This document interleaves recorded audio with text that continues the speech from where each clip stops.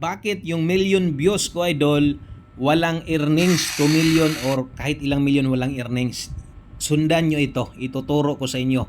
No? Itong profile ko, bagong monetize lang ito, marami tayong pages, pero yung iba kasi hindi nila alam, no? So sundin nyo ito para makita nyo kung anong gagawin. Punta kayo sa professional dashboard.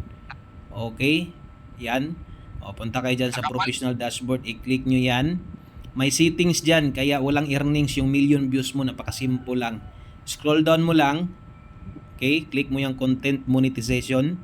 Okay, pagkatapos yung makikita nyo may earnings na ako kahit picture lang yung pinost ko, no? Okay, so tapos punta kayo dyan sa settings dyan sa may taas, katabi ng yung profile mo.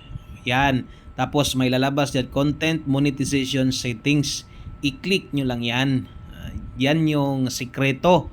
O baka hindi nyo alam yan. Dapat nakaganyan, naka-on siya. Allow ads to be shown on your eligible reels or allow ads to be shown on your eligible videos. Pag in-off niya, yon lalabas siya.